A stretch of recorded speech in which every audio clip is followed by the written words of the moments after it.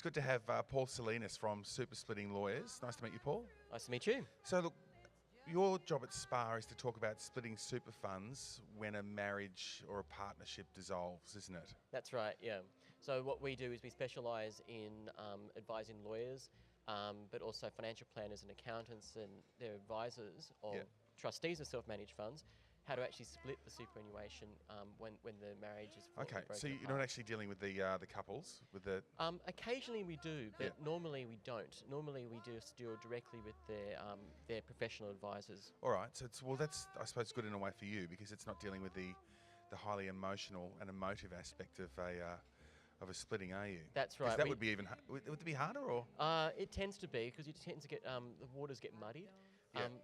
What we prefer to do is just provide the expert advice. So we get called in sometimes to do reports just for one party, but other times we'll both parties will say, what do we do? How do we actually deal with this? And then we'll give the advice to both. And we give evidence in court as well. All right, so I would think the water would get quite muddy as well with a self-managed super fund. There's often a lot there and sort of liquid assets, lumpy assets. Exactly. So what's the process you go through? Well, what we do is we gather the information to find out what's in the fund. And you can't hide anything in a fund either, can you? So we're not supposed to. No. Okay. Well, let's talk about what we're not supposed to do. What we are supposed to do. Sorry. So it's pretty straightforward. What's there? How hard is the splitting of it? The splitting depends on what we call the nature, form, and characteristics of the fund, because every fund in a self-managed fund is different. So we look at what sort of asset mix they've got and what it is the parties are actually interested in. Because sometimes people want to keep the real property and other people want the shares, and sometimes people just want the cash and they're not interested in having a self-managed fund once a marriage is broken down. So we try to help people work through to get the outcome that works best for them. Right. So it's not a matter of saying, all right, so we've got $1 million in assets, we'll just liquidate everything and you have $500,000 each?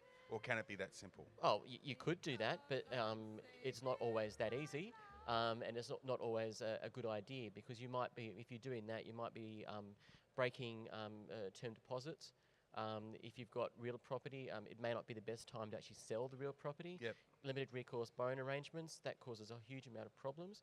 And you also have to factor in that people might be receiving a pension from the fund as well. So if you're going to liquidate everything, then you're really going to be screwing around with their pension in retirement. Yeah. Who makes the decision as to what goes where? Well, in a worst case scenario, it's a judge.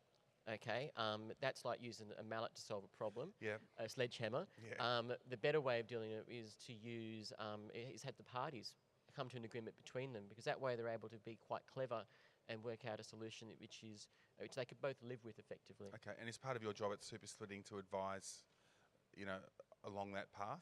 Yeah, so... and negotiate? Yeah, so we usually step in and provide the advice to either one party and say, this is the best way to get the best outcome for you. Okay, and other times we're sort of a neutral advisor, and in which case we'll usually take in instructions directly from the trustees about how to actually effect the split so that they get the best outcome for everyone involved.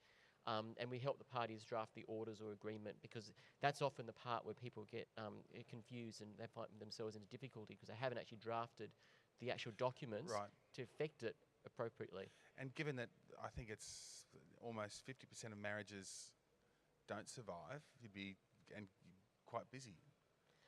It tends to be a constant stream, and it's one of the interesting areas about what we do is that people are always going to be separating, unfortunately, and so there's always a constant stream of people going through the door. No matter it doesn't really matter whether there's a global financial crisis or not. There's still a constant stream coming through. The issues might be different, because if there's a global financial crisis, the value of your share portfolio might have dropped suddenly.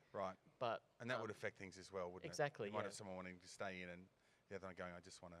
Exactly, yeah. Okay, good on you, Paul. Nice to meet you. Paul Salinas from SuperSplitting. No problem. Thank you.